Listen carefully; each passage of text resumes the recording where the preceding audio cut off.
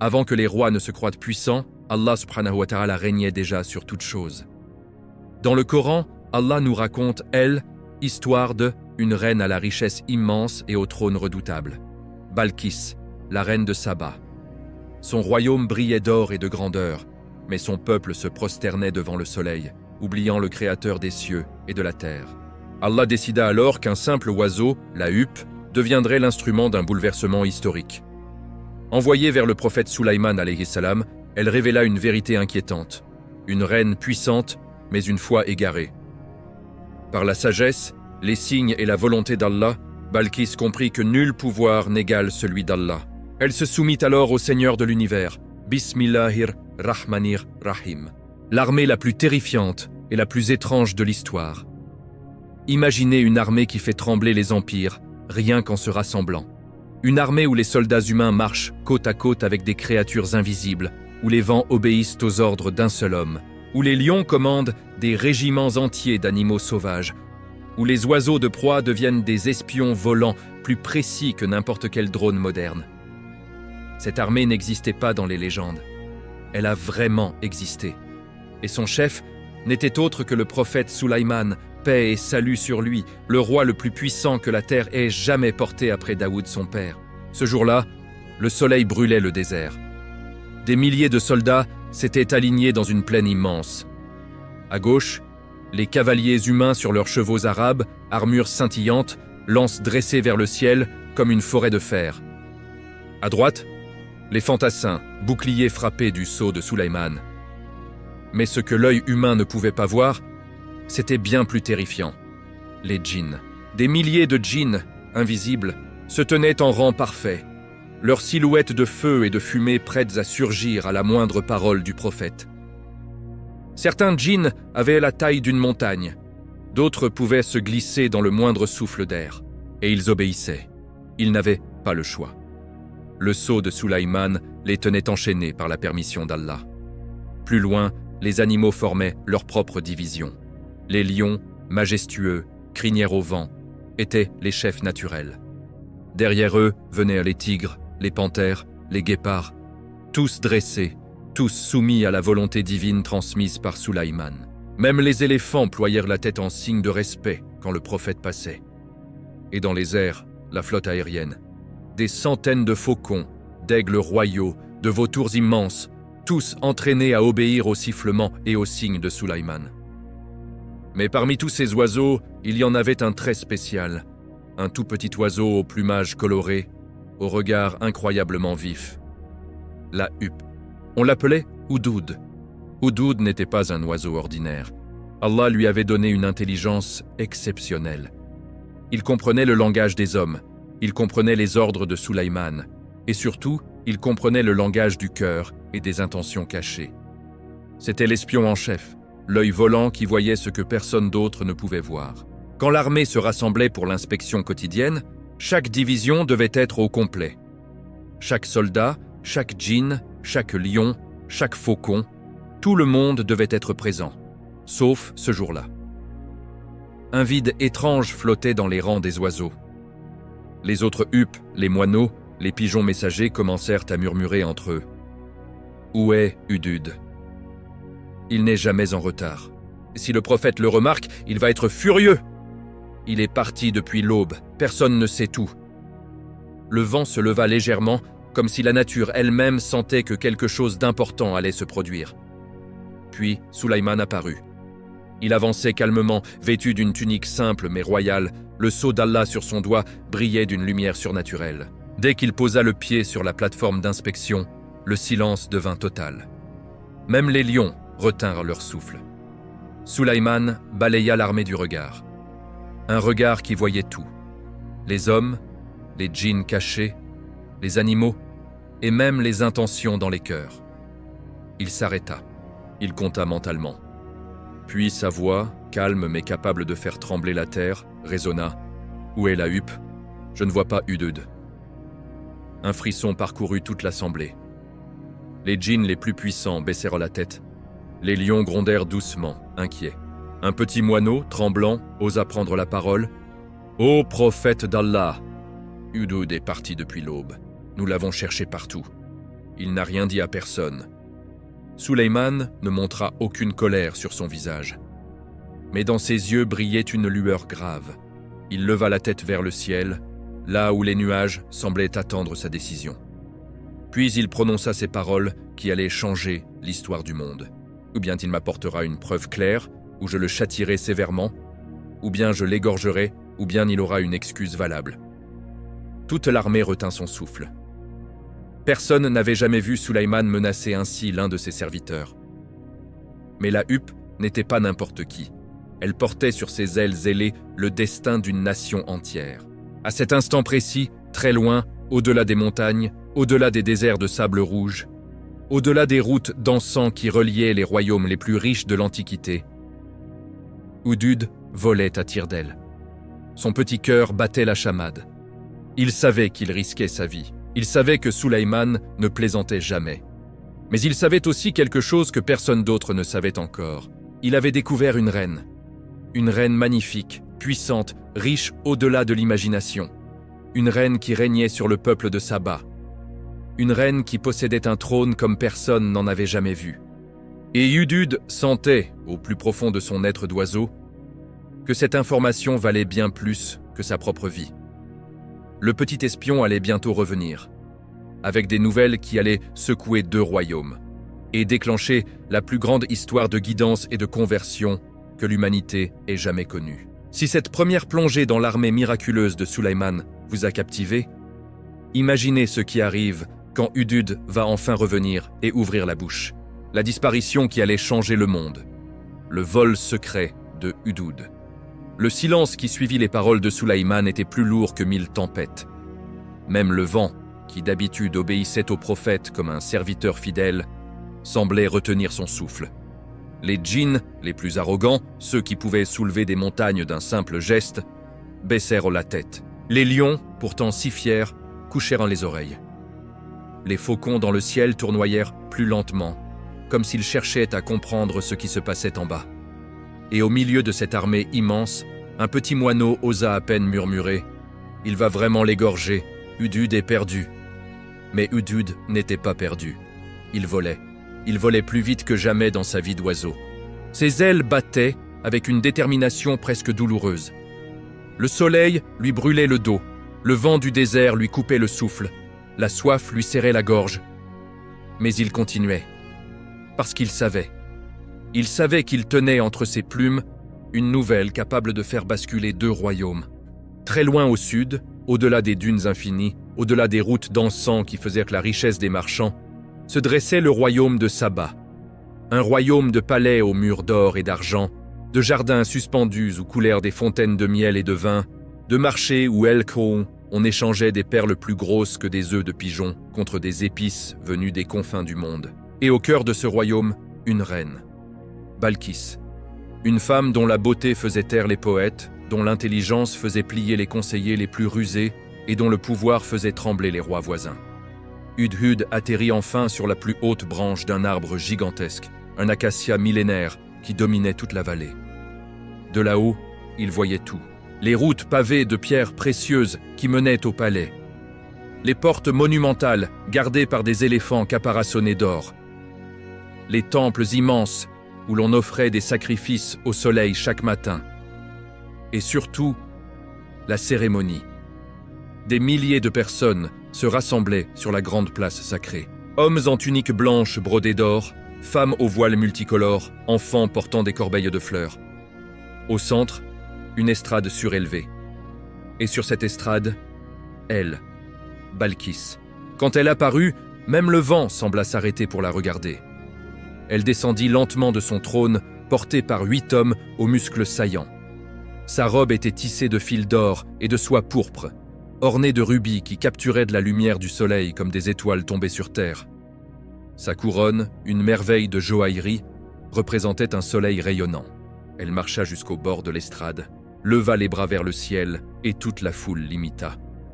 Puis, d'une voix claire et puissante, elle prononça les paroles rituelles « Ô soleil, source de vie, lumière éternelle, nous nous prosternons devant ta grandeur. » Et tout le peuple s'inclina, des milliers de fronts touchèrent le sol poussiéreux, des milliers de cœurs battirent au rythme de cette adoration. Hudud sentit quelque chose se briser en lui. Comment était-ce possible? Une reine aussi intelligente, aussi belle, aussi puissante. Comment pouvait-elle se prosterner devant une boule de feu qui n'était elle-même que l'une création des ô Allah? Il resta là, immobile sur sa branche, pendant de longues minutes. Il observait, il écoutait, il gravait chaque détail dans sa mémoire d'oiseau.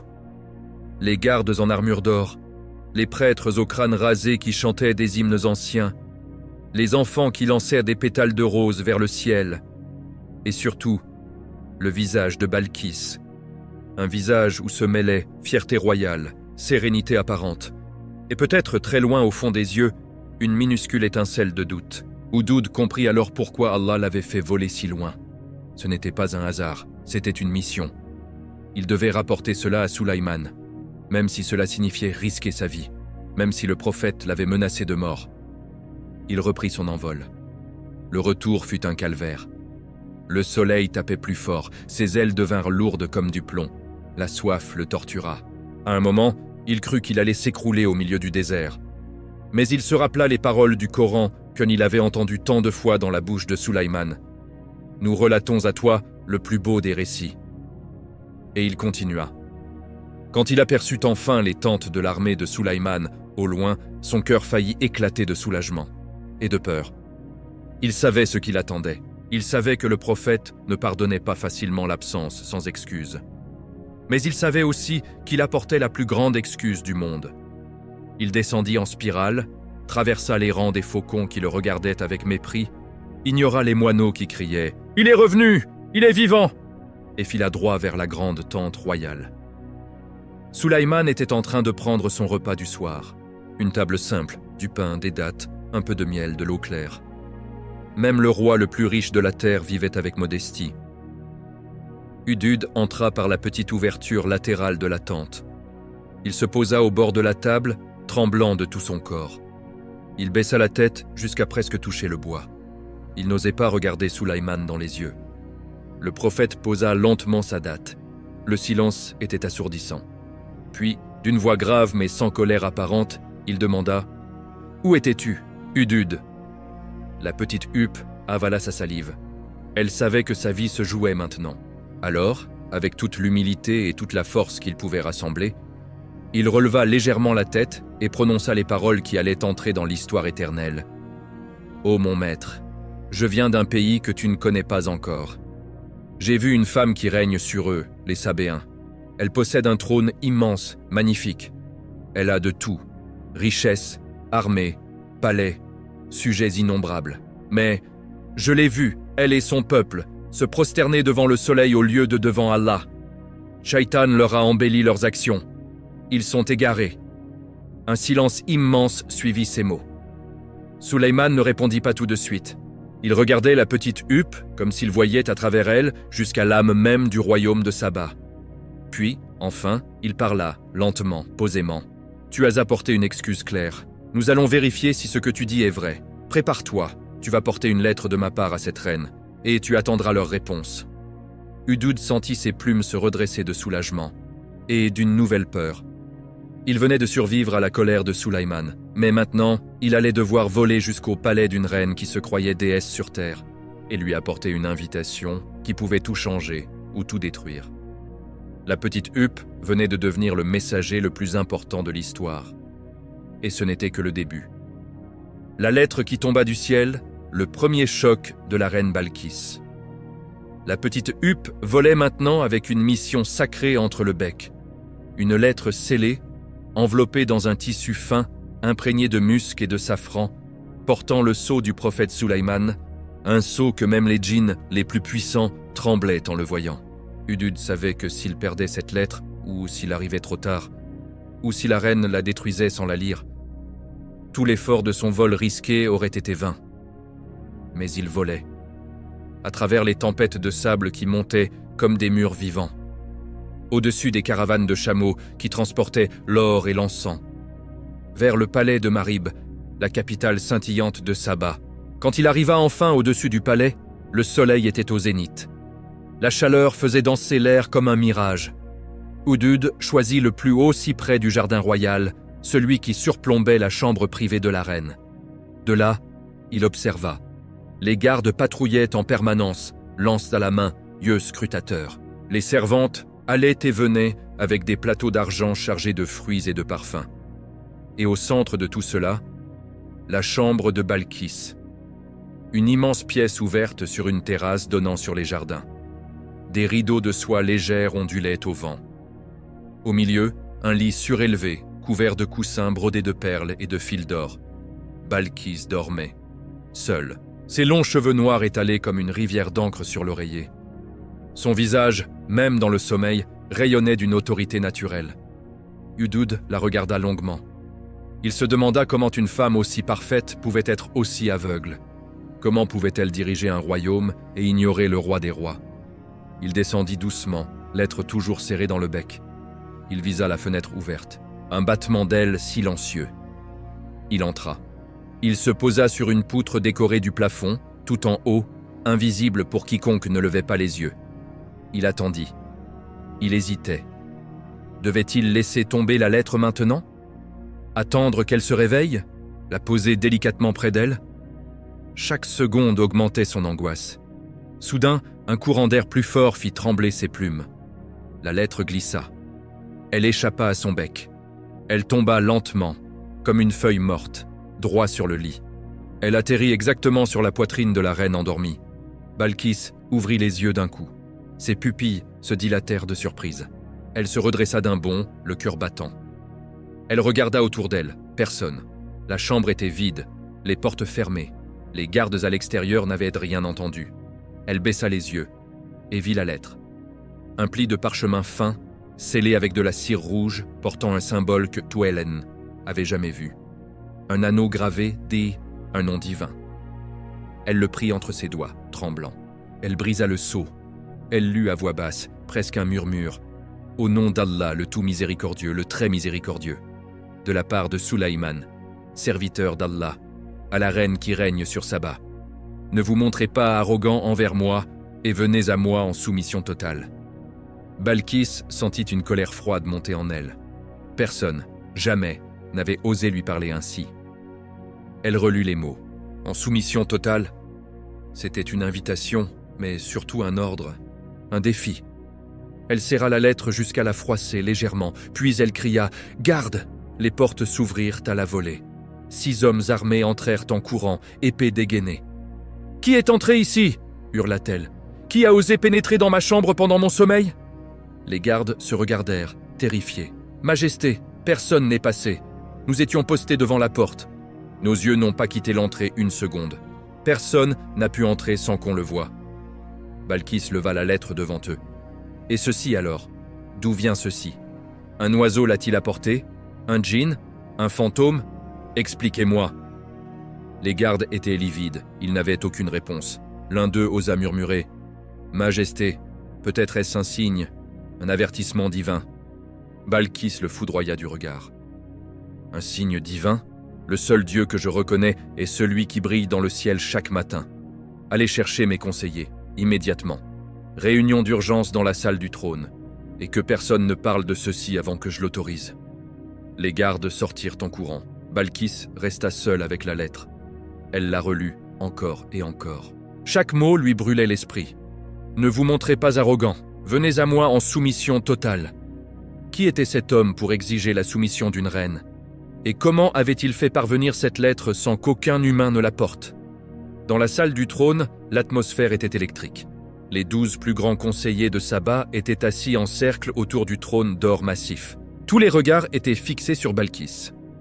Elle entra, toujours vêtue de sa robe de nuit légère, les cheveux encore ébouriffés, mais le visage dur comme la pierre. Elle jeta la lettre au centre de la table. Un par un, ils lurent.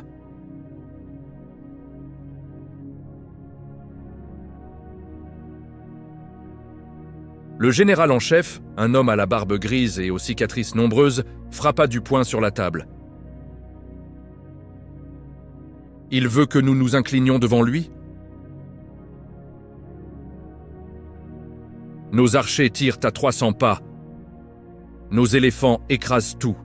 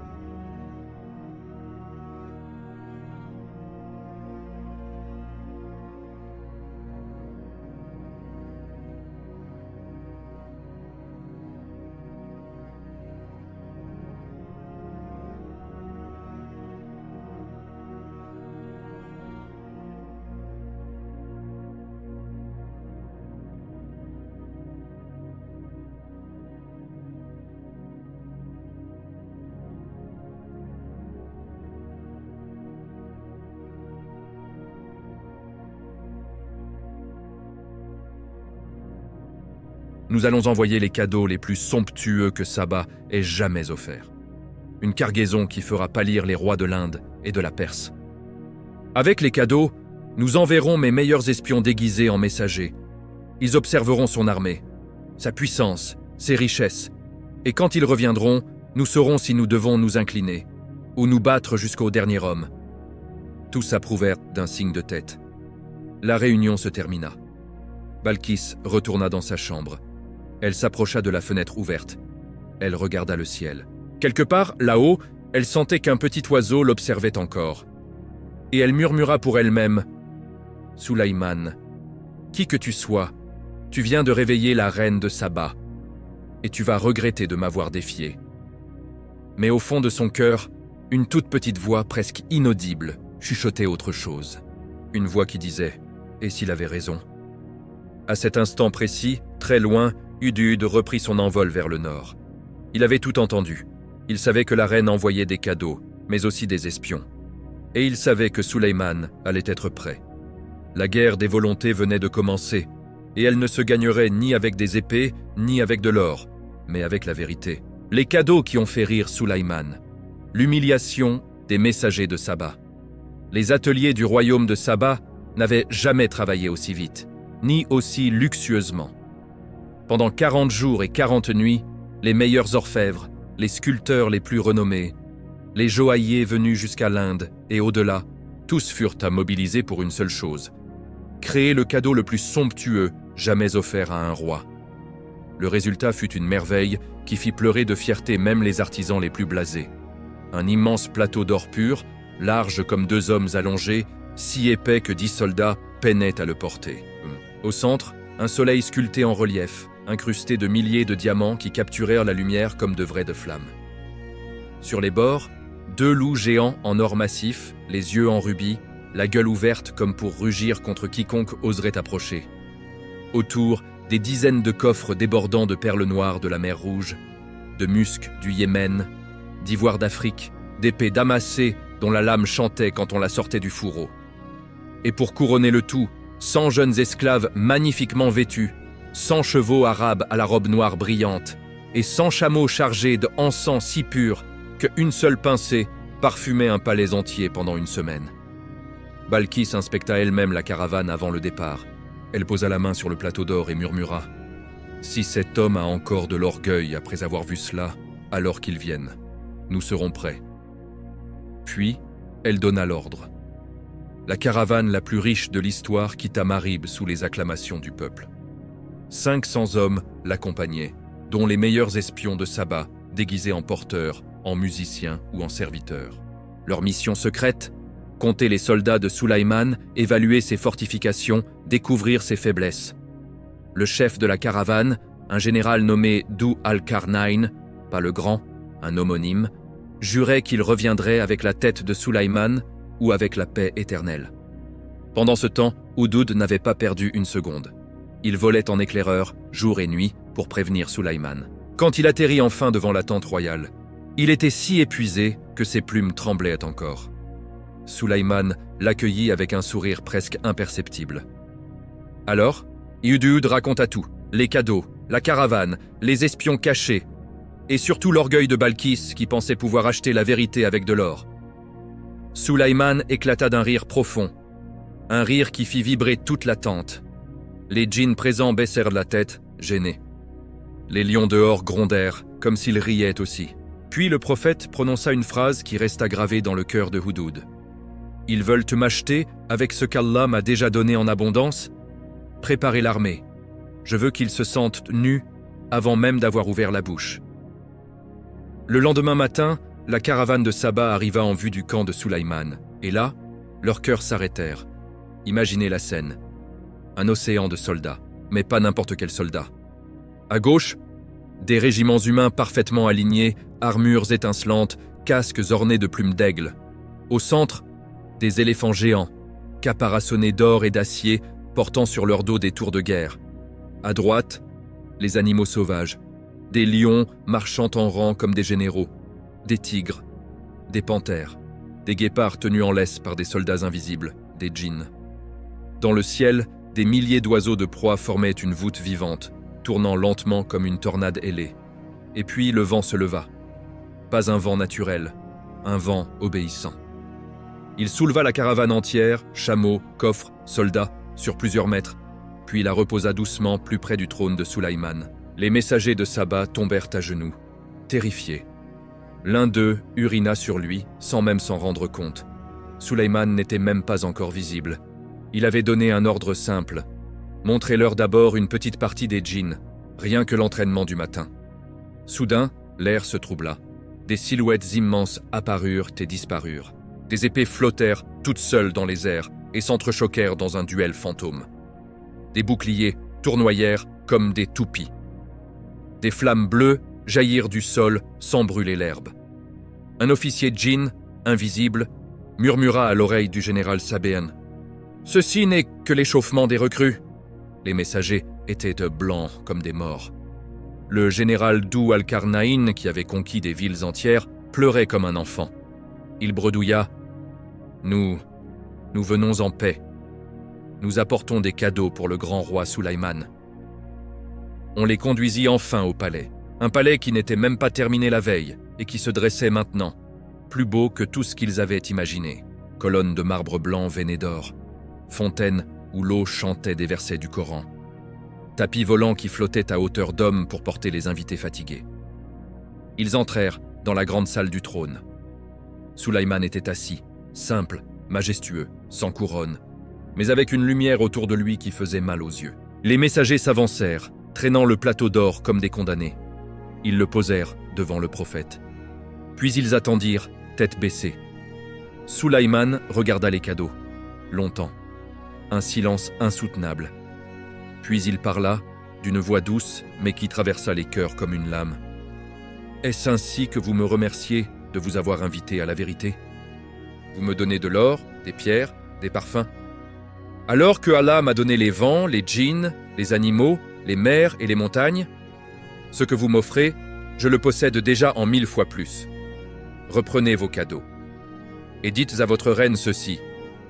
Si elle ne vient pas à moi, en soumission à Allah, je viendrai à elle avec des armées qu'elle ne pourra ni compter ni supporter. Je la chasserai de son palais, elle et ses soldats, dans l'humiliation et la honte la plus totale. » Les messagers restèrent de figés. L'un d'eux osa lever les yeux. Il vit que Sulaïman n'était même pas en colère. Il était déçu, comme un père qui voit son enfant préférer un caillou à une montagne de diamants. Ils reprirent la route du retour. Le plateau d'or semblait maintenant peser une tonne sur leurs épaules. Le voyage retour fut un cauchemar. Personne ne parlait. Les chameaux eux-mêmes semblaient tristes.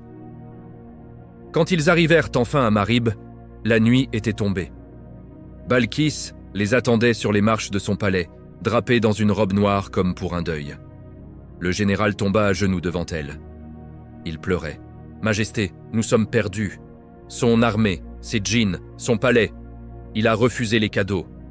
Il a dit qu'il viendra, et que nous serons chassés comme des chiens. » Balkis ne dit rien. Elle regarda le plateau d'or qu'on déposait à ses pieds. Le soleil sculpté semblait maintenant la narguer. Pour la première fois de sa vie, elle sentit la peur. Une peur froide, profonde, qui lui serrait le ventre. Et dans cette peur, une toute petite étincelle de curiosité. Qui était cet homme qui refusait l'or comme on refuse de la poussière? La reine de Saba venait de comprendre qu'elle n'était plus la plus puissante, et que la prochaine étape, ce serait elle qui devrait se déplacer. Si votre cœur bat encore la chamade après cette humiliation totale des messagers, attendez de voir ce que Sulaïman va faire avec le trône de Balkis. Il va le faire apparaître devant lui avant même qu'elle n'arrive. Et ça, personne ne s'y attend. Le trône qui traversa les airs, le miracle qui fit trembler le palais de Sulaïman. La nouvelle se répandit comme un feu dans la paille sèche. Les messagers étaient rentrés la queue entre les jambes, les cadeaux refusés, les visages blêmes, les voix tremblantes. Ils avaient vu l'armée impossible. Ils avaient entendu la voix calme mais tranchante de Sulaïman. Et maintenant, toute la cour de Saba savait, la reine n'avait plus le choix. Ou elle se soumettait, ou elle faisait la guerre. Et une guerre contre cet homme signifierait la fin de tout. Balkis réunit ces deux conseils en même temps. Le conseil royal des sages et le conseil de guerre des généraux les plus féroces. La salle du trône était pleine à craquer. L'air était lourd de parfum, de peur et de tension. La reine entra la dernière. Pour la première fois, elle ressemblait à une femme qui doute. Elle s'assit sur son trône immense, ce trône légendaire en ivoire et en or, incrusté de pierres précieuses, avec un dossier si haut qu'il touchait presque le plafond du palais. Au sommet, un énorme soleil en or massif semblait la couronner. Elle regarda ses conseillers, un par un, puis elle parla d'une voix basse, presque cassée. « Vous avez entendu ce qu'ils ont vu? Vous avez vu les cadeaux revenir? Maintenant, dites-moi, que faisons-nous » Le silence dura longtemps. Puis le général en chef se leva, la main sur la garde de son épée. « Majesté, nous avons 100 000 hommes. Nous avons des éléphants de guerre, des archers qui ne ratent jamais.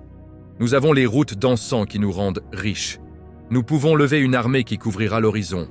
Donnez l'ordre et nous brûlerons son palais avant qu'il n'atteigne nos frontières. » Un murmure d'approbation parcourut les guerriers. Mais un vieux conseiller, un homme aux cheveux blancs comme la neige, leva une main tremblante. « Et si son armée n'est pas humaine? Et si les djinns dont il parle existent vraiment? Et si le vent lui obéit? Nous perdrons tout, nos villes, nos enfants, nos noms. Je dis, envoyons la reine elle-même, avec plus de cadeaux, avec des promesses, avec sa présence. Un roi ne refuse pas une reine qui vient en personne. » Les regards se tournèrent vers Balki. Elle resta silencieuse un long moment. Puis elle se leva lentement. Elle posa la main sur l'accoudoir de son trône, comme pour lui dire adieu. « Préparez la plus grande caravane que ce royaume ait jamais vue. Je partirai moi-même. Je verrai de mes propres yeux cet homme. Je verrai sa puissance.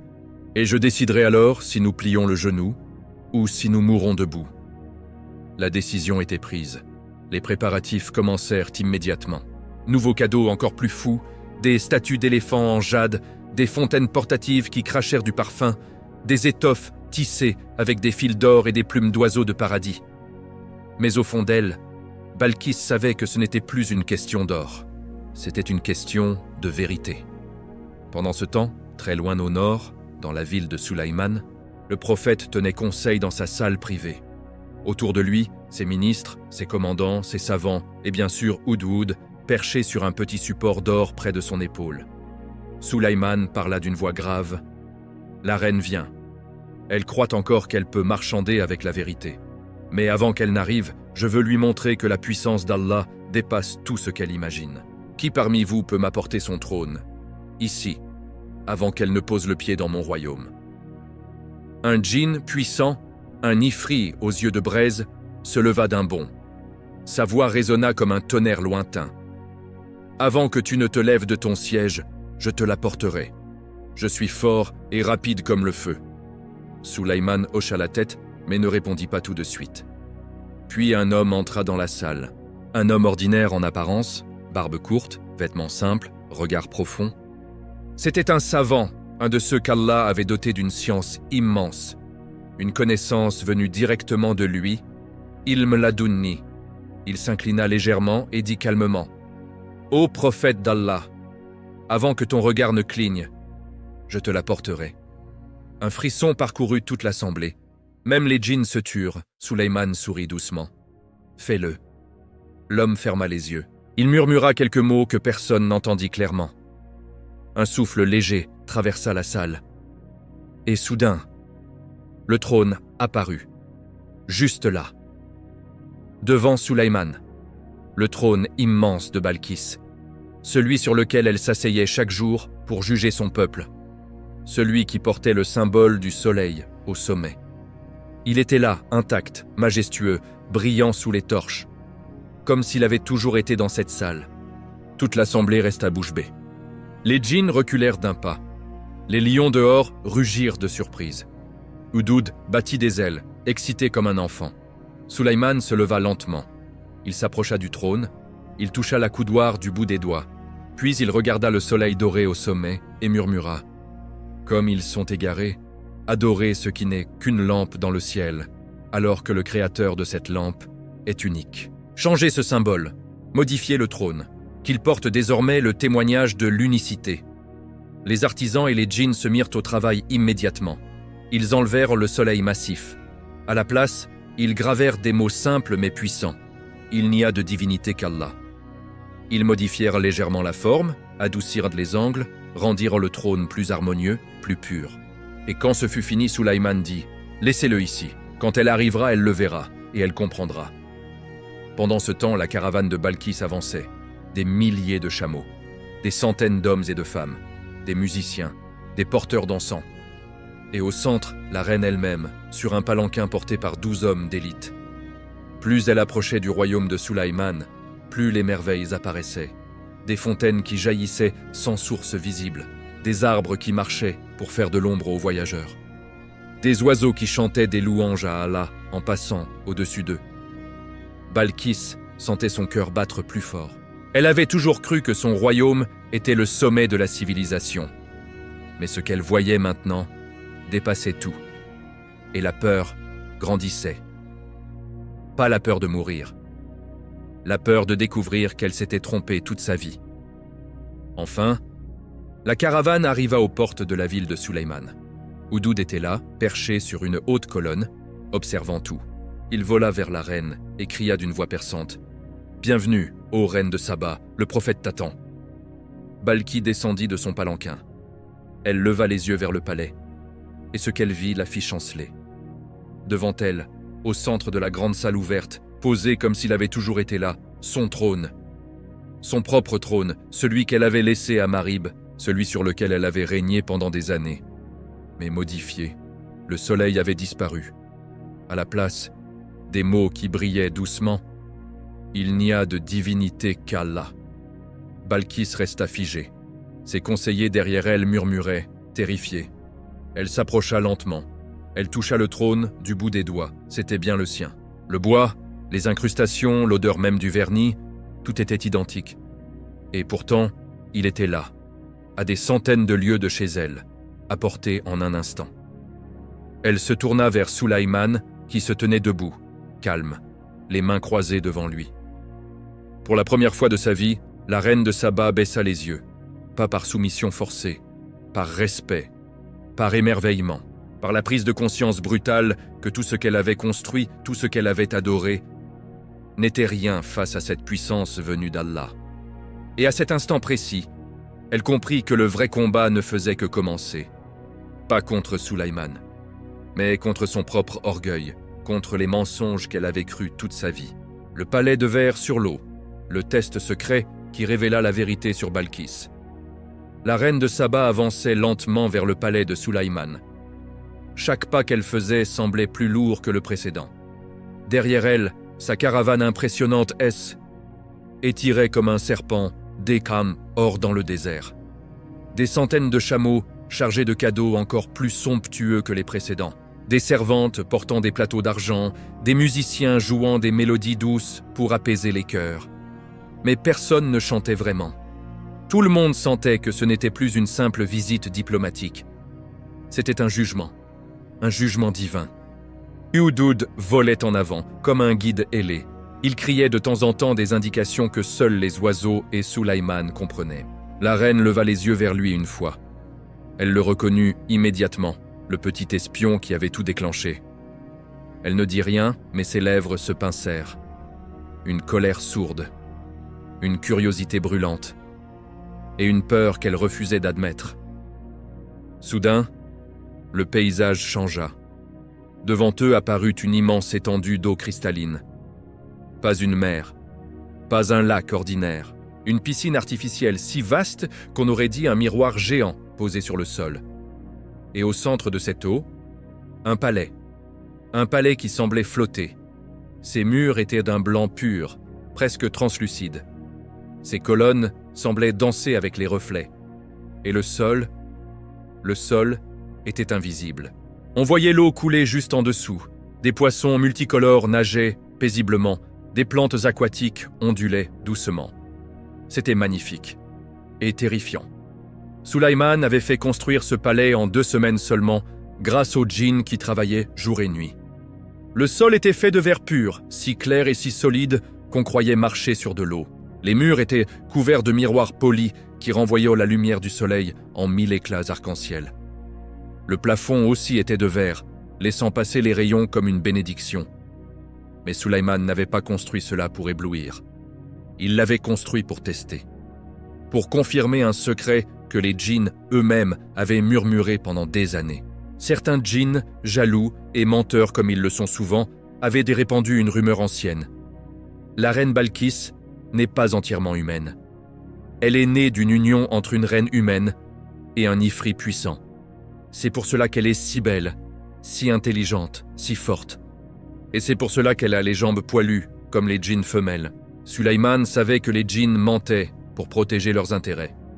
Il craignait que Sulayman ne prenne Balkis pour épouse, que de cette union naissent des enfants dotés de la même autorité divine, que ces enfants forcent les djinns à servir encore plus longtemps. Alors ils avaient inventé cette histoire pour le dégoûter. Mais Sulayman, sage et prudent, voulait la vérité. Pas par curiosité malsaine, par nécessité. Parce qu'un prophète ne peut épouser ou s'allier sans certitude. Le test était simple. Le sol de verre transparent donnait l'illusion parfaite de l'eau. Toute personne qui approcherait pour la première fois lèverait instinctivement sa robe pour ne pas la mouiller. Et là, les jambes seraient invisibles. Balkis arriva au bord du palais. Elle s'arrêta net, ses yeux s'écarquillèrent. Elle vit l'eau juste sous ses pieds. Elle vit les poissons nager autour de ses orteils. Elle crut vraiment qu'elle allait marcher sur de l'eau profonde. Alors, comme n'importe quelle femme élégante, comme n'importe quelle reine soucieuse de sa dignité, elle releva légèrement le bas de sa robe longue. Elle avança un pied prudent, puis l'autre. Sulayman, assis sur un trône élevé au fond de la salle, observait sans bouger. Ses conseillers retinrent leur souffle. Hudud se posa sur son épaule, les yeux grands ouverts. Les jambes de Balkis apparurent. Elles étaient parfaites, lisses, blanches comme l'albâtre, pas un seul poil, aucune trace de la marque des djinns. Elle était humaine, entièrement humaine. Sulayman ferma les yeux un instant, comme pour remercier Allah. La rumeur était fausse, les djinns avaient menti, comme toujours. Il pouvait maintenant regarder la reine sans aucun doute, sans aucun voile caché. Elle continua d'avancer, robe relevée jusqu'aux genoux, les joues rougissantes de honte. Elle ne s'était jamais sentie aussi exposée, aussi vulnérable. Elle croyait encore qu'elle marchait sur de l'eau. Quand son pied toucha le verre solide, elle sursauta. Elle baissa les yeux. Elle vit le verre, elle vit son reflet parfait. Et elle comprit. C'était un piège. Pas un piège cruel, un piège de vérité. Elle laissa tomber sa robe d'un coup sec. Elle redressa la tête. Elle marcha jusqu'au centre de la salle, droit vers Sulayman. Elle s'arrêta à quelques pas de lui. Pour la première fois, elle le regarda vraiment dans les yeux. « C'était nécessaire ?» demanda-t-elle d'une voix tremblante mais ferme. Sulayman répondit doucement. « Oui, parce que la vérité ne se cache pas sous des rumeurs, et parce que je ne juge pas sur les apparences, mais sur ce qu'Allah montre clairement. Tu es venu, tu as vu. Maintenant, regarde ton trône. » Il désigna d'un geste le trône modifié, posé là, au milieu de la salle de verre. Balkis s'approcha. Elle toucha le bois. Elle passa les doigts sur les nouvelles inscriptions. Il n'y a de divinité qu'Allah. Elle sentit les larmes monter. Pas de tristesse, d'une émotion qu'elle n'avait jamais connue, l'humilité. Elle se tourna vers Sulayman. « Comment as-tu fait cela? Comment as-tu apporté mon trône ici? Comment as-tu construit ce palais en si peu de temps? Comment fais-tu obéir les vents, les djinns, les animaux, et même l'eau sous mes pieds ?» Sulayman sourit, un sourire paisible, sans orgueil. « Ce n'est pas moi, c'est Allah. Il m'a donné ce royaume, cette puissance, ces merveilles, mais seulement pour que je les mette au service de la vérité. Le soleil que tu adorais n'est qu'une création. Il se lève et se couche par sa permission. Il ne mérite pas la prosternation. Seul le Créateur le mérite. » Balkis resta silencieuse longtemps. Elle regarda autour d'elle, les reflets dans les miroirs, les poissons qui nageaient sous le verre, la lumière qui dansait partout. Elle regarda son propre reflet. Et pour la première fois, elle se vit vraiment. Une reine puissante, mais perdue, égarée depuis trop longtemps. Elle murmura presque pour elle-même. « J'ai régné sur des royaumes. J'ai commandé des armées. J'ai possédé plus d'or que je ne pouvais en compter. Et pourtant, je me sens vide, comme si tout cela n'était qu'un mirage. » Sulayman se leva. Il s'approcha d'elle, pas trop près, juste assez pour qu'elle entende sa voix claire. Le vide que tu ressens, c'est la place qu'Allah a laissée en toi pour qu'il la remplisse. Viens à lui, soumets-toi à lui, et tu verras que ce palais de VRN est rien comparé à la paix qu'un île donne. Balkis sentit quelque chose se briser en elle. Pas son orgueil, pas encore, mais les chaînes invisibles qui l'attachaient au culte du soleil. Elle leva les yeux vers le plafond de verre. Elle vit le vrai soleil, haut dans le ciel, et elle comprit qu'il n'était qu'une lampe créée pour servir les hommes, pas pour être servie. À cet instant, les conseillers de Balkis entrèrent dans la salle. Ils avaient vu le trône, ils avaient vu le palais, ils avaient vu leur reine marcher sur elle, haut qui N, était pas de elle, haut. Ils tremblaient. Balkis se tourna vers eux. Elle prit une profonde inspiration et elle prononça les mots qui allaient changer l'histoire de son peuple. Arrêtez de vous prosterner devant le soleil. Il n'est qu'une création. Le vrai Seigneur est celui qui l'a fait. Je me soumets à Allah. Un silence immense suivit. Puis, un par un, ses conseillers s'agenouillèrent. Pas devant elle, devant Allah. La reine de Saba venait de devenir musulmane. Et avec elle, tout un royaume allait suivre. Mais ce n'était pas encore fini. Sulayman avait encore une dernière leçon à lui donner. Une leçon sur la vraie richesse, sur le vrai pouvoir, sur le vrai amour. La conversion du royaume entier, quand le soleil perdit son éclat pour toujours. Le silence dans le palais de verre était si profond qu'on entendait le clapotis discret de L.O. sous le sol transparent. Balkis se tenait debout, face à Sulayman, le cœur battant comme jamais. Elle venait de prononcer les mots qui changeaient tout. « Je me soumets à Allah ». Ces mots n'étaient pas une capitulation militaire, ils n'étaient pas une reddition face à une armée plus forte. C'était une reddition de l'âme. Une reddition volontaire, presque douloureuse, mais libératrice. Pour la première fois depuis son enfance, elle se sentait légère, comme si un poids invisible, posé sur ses épaules depuis des générations, venait de disparaître. Sulayman ne triompha pas. Il ne leva pas les bras au ciel, il ne cria pas victoire. Il inclina simplement la tête avec une douceur infinie et dit « Allahu Akbar, bienvenue dans la lumière, ô reine de Saba. Tu n'as rien perdu, tu viens de tout gagner. » Les conseillers de Balkis, encore figés près de l'entrée, commencèrent à murmurer entre eux. Certains pleuraient ouvertement, d'autres regardèrent leur reine avec un mélange de choc et d'admiration. Le général en chef, celui qui avait tant réclamé la guerre, s'avança lentement. Il posa un genou à terre. Puis il parla d'une voix rauque.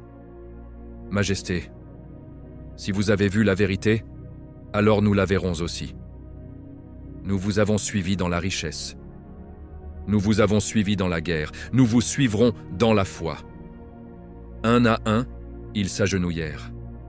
Pas devant Sulayman. Pas devant Balkis. Devant Allah. Ils répétèrent la shahada, d'abord timidement, puis de plus en plus fort. Les mots résonnèrent sous le plafond de verre. Ashhadu an la ilaha illa Allah. Wa ashhadu anna Muhammadan Rasulullah. Dehors, la nouvelle se propagea comme une vague. Les serviteurs du palais entendirent. Les soldats de la caravane de Saba entendirent. Et bientôt, des milliers de voix se joignirent à elle. Des voix humaines, des voix de djinns cachés. Même les lions rugirent doucement, comme pour approuver. Houdoud, perché sur une colonne de verre, battit des ailes avec joie. Il cria d'une voix perçante « Allah a guidé! Allah a guidé !» Balkis se tourna vers Sulayman. Elle avait encore 1000 questions, mais une seule sortit de ses lèvres. Et maintenant, mon peuple, ils sont loin, ils adorent encore le soleil chaque matin. Comment leur faire comprendre? Sulayman répondit calmement. Tu vas retourner chez toi, tu vas leur montrer ce que tu as vu. Pas avec des mots seulement, avec ta vie transformée. Ils verront dans tes yeux la paix que l'or n'a jamais pu leur donner. Ils verront dans tes actes la soumission qui libère. Et quand ils verront cela, ils suivront. Car la vérité est contagieuse quand elle est vécue. Balkis hocha la tête. Elle savait qu'il avait raison, mais elle savait aussi qu'elle ne voulait pas partir tout de suite. Pas encore. Il y avait tant à apprendre, tant à comprendre. Elle regarda autour d'elle, le palais flottant, les reflets infinis dans les miroirs, les poissons qui nageaient sous ses pieds comme des miracles quotidiens. Puis elle regarda Sulaïman, cet homme qui avait tout, pouvoir, sagesse, beauté intérieure, et qui vivait simplement, sans ostentation. « Apprends-moi, dit-elle enfin, apprends-moi comment vivre pour Allah, comment diriger sans orgueil, comment posséder sans être possédé. » Sulaïman accepta. Il l'invita à rester plusieurs jours, pas comme prisonnière, pas comme otage, comme invitée, comme sœur dans la foi.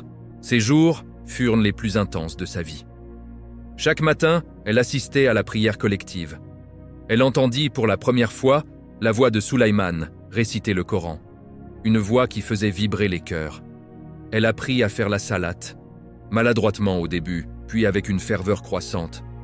Elle apprit le sens du jeûne, de la charité, de la patience. Elle vit comment Sulaïman traitait ses sujets, avec justice mais sans dureté. Comment il pardonnait aux djinns rebelles quand ils se repentaient. Comment il écoutait les plaintes des plus humbles comme s'ils étaient des rois. Un soir, alors qu'ils marchèrent dans les jardins illuminés par des torches, Balkis osa poser la question qui la brûlait depuis des jours. « Et toi, Sulaïman, pourquoi n'as-tu pas de reine? Toi qui as tout, pourquoi vis-tu seul ?» Sulaïman s'arrêta près d'une fontaine. Il regarda l'eau couler un long moment. Puis il répondit « Allah m'a donné ce que personne n'a eu avant moi, mais il m'a aussi donné la responsabilité. Je suis marié à la justice, marié à la guidance, marié à la mission de rappeler aux hommes qu'il est unique. Une épouse, une famille, cela viendra peut-être un jour. Mais seulement si cela sert la cause d'Allah, pas pour mon plaisir, pas pour mon orgueil. » Balkis sentit une chaleur monter dans sa poitrine. Pas de l'amour charnel, pas encore, mais une admiration profonde, un respect qui confinait à la vénération. Elle murmura « Tu es différent de tous les rois que j'ai connus. Ils collectionnèrent les femmes comme des trophées. Toi, tu collectionnes les actes de bien. » Sulaïman sourit doucement. Les trophées s'effacent avec le temps. Les actes restent pour l'au-delà. Le dernier jour arriva. Balkis devait repartir. La caravane était prête.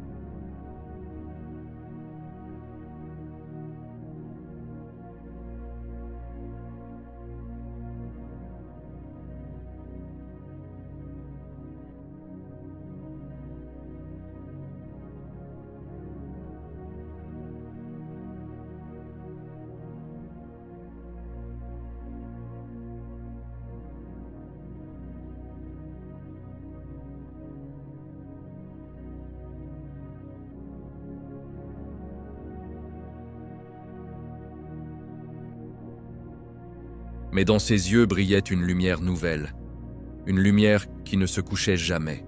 Le secret le plus gardé, les rumeurs sur les origines de Balkis et le mariage qui haine a jamais été raconté. La nouvelle de la conversion de la reine de Saba se répandit comme un vent chaud à travers les déserts. Les marchands sur les routes d'encens la racontaient aux caravaniers. Les poètes la transformaient en vers éternels. Les tribus du sud la chantaient autour des feux la nuit. Partout, on disait la même chose. La reine qui régnait sur le or et le soleil est inclinée devant le unique, et son royaume tout entier la suivit.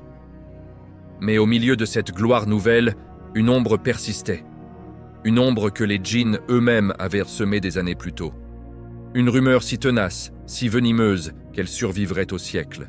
La rumeur que Balkis n'était pas entièrement humaine. Dans les cercles secrets des Ifris et des Maris, on chuchotait depuis longtemps. Sa mère était une reine humaine, belle et puissante. Son père, un djinn de haut rang, un Ifri aux ailes de feu noir.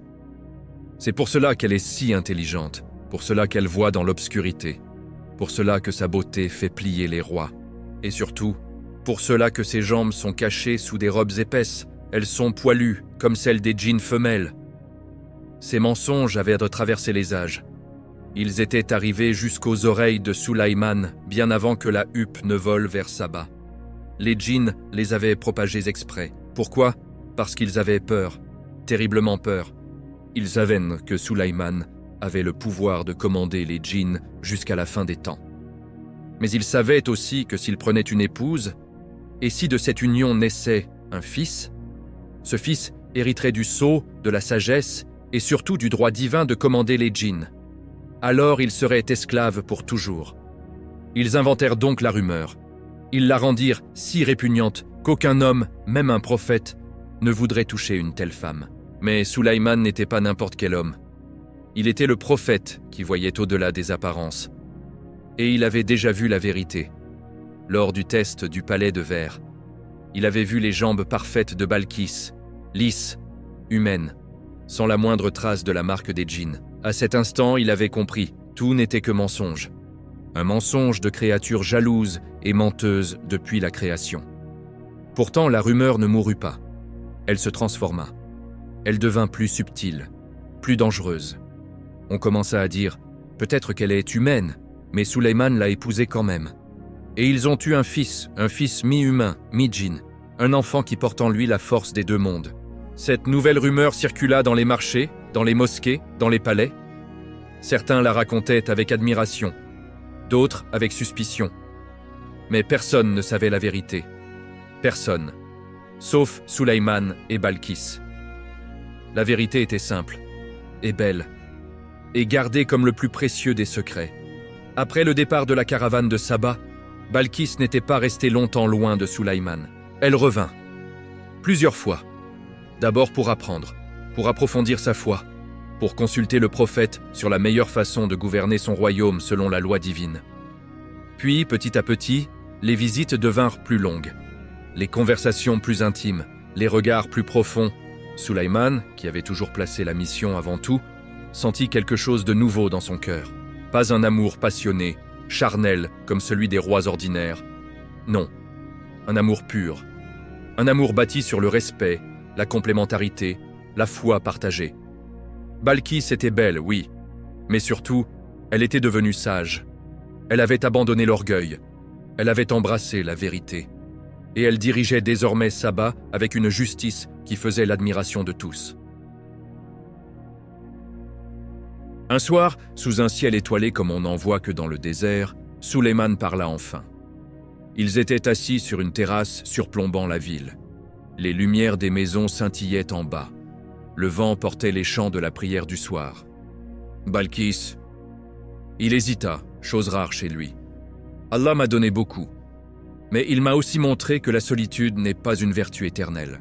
Si tu le veux, si ton cœur le désire, je te demande de devenir mon épouse, pas pour la gloire, pas pour le pouvoir, mais pour construire ensemble un foyer où la foi sera la première richesse. Balkis resta silencieuse un long moment. Ses yeux brillèrent de larmes qu'elle retenait. Puis, elle répondit d'une voix douce. « Sulaïman, tu m'as donné la vie éternelle avant même de me donner ton nom. Si Allah le permet, je serai honoré d'être à tes côtés, non comme une reine à un roi, mais comme une croyante à un croyant, comme une épouse à un époux. » Le mariage fut célébré en secret. Pas de grande fête, pas de parade, pas d'invités venus des quatre coins du monde. Juste quelques témoins de confiance, des savants, des compagnons proches, Hudhud perché sur un pilier comme un petit gardien ailé. Ils prononcèrent les mots sacrés. Ils scellèrent leur union devant Allah. Et ce fut tout. Peu de temps après, Balkis donna naissance à un fils, un enfant magnifique, fort, intelligent dès ses premiers regards. Ils l'appelèrent, selon certaines traditions, Rahman ou Bilkis ibn Sulaïman. Mais les noms varient. Ce qui est sûr, c'était un enfant humain, entièrement humain. Aucune marque étrange.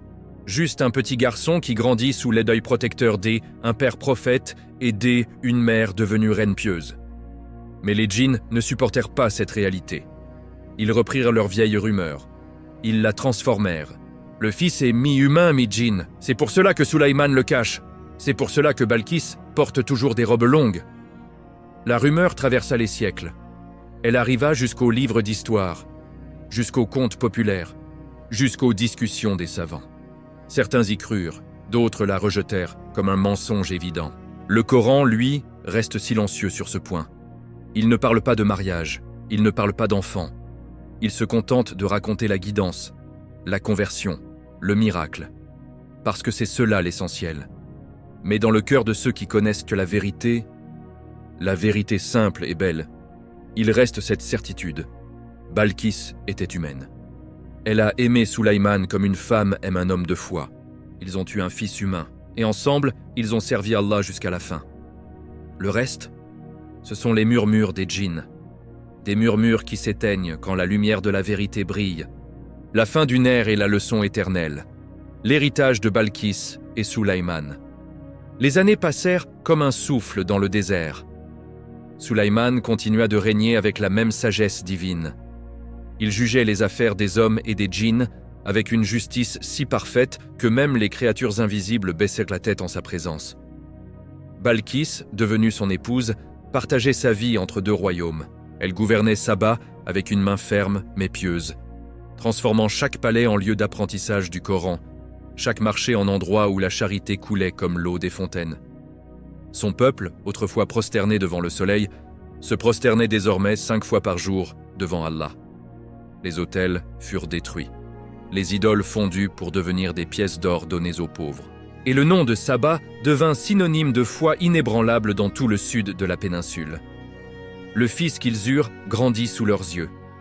Un enfant calme, réfléchi, qui posait des questions profondes dès son plus jeune âge. Il apprenait le Coran par cœur avant même de savoir lire les étoiles. Il jouait avec les djinns sans crainte, car il savait que son père les tenait par le sceau d'Allah. Mais il n'était pas mi-djinn. Il était humain, comme sa mère, comme son père. Les rumeurs des djinns s'éteignirent peu à peu, étouffées par la réalité vivante de cet enfant pieux. Puis vint le jour où tout changea. Sulayman était assis sur son trône, en train d'inspecter une armée de djinns qui construisait un palais immense. Il tenait son bâton à la main, comme toujours. Il donna un ordre. Les djinns continuèrent à travailler. Mais soudain, le silence tomba. Sulayman ne bougea plus. Il resta debout, appuyé sur son bâton, les yeux ouverts vers le ciel. Son âme avait quitté son corps. Allah l'avait rappelé à lui. Les djinns, qui travaillaient sans relâche depuis des décennies, ne s'en rendirent pas compte tout de suite. Ils continuèrent à porter des pierres, à sculpter des colonnes, à obéir à l'ordre qui n'était plus donné. Pendant des mois, peut-être des années selon certaines versions, ils travaillèrent ainsi. Jusqu'au jour où le bâton de Sulayman, rongé par les termites, se brisa enfin. Le corps du prophète s'effondra, et les djinns comprirent. Ils hurlèrent de joie et de soulagement. Il est mort, nous sommes libres, mais cette liberté fut courte. Car la mort de Sulayman n'effaça pas la vérité qu'il avait enseignée. Elle ne détruisit pas la foi qu'il avait semée. Balkis apprit la nouvelle par un oiseau messager, peut-être Hudoud lui-même, qui vola jusqu'à Saba le cœur brisé. Elle s'effondra en larmes. Pas seulement parce qu'elle perdait son époux, mais parce qu'elle perdait le guide qui l'avait sortie des ténèbres. Elle rentra à Jérusalem. Elle pria sur sa tombe. Elle embrassa son fils une dernière fois. Puis, elle retourna à Saba pour achever ce qu'ils avaient commencé ensemble. Elle régna encore de longues années. Elle enseigna. Elle construisit des mosquées. Elle envoya des savants dans les royaumes voisins pour porter la lumière qu'elle avait reçue. Quand son heure arriva, elle mourut en paix, le sourire aux lèvres, murmurant les mots qu'elle avait appris de Sulayman. Il n'y a de divinité qu'Allah. Son tombeau, dit-on, fut gardé par le vent qu'Allah avait soumis à Sulayman. Et jusqu'à aujourd'hui, les gens du Yémen et d'Éthiopie racontent de son histoire autour des feux.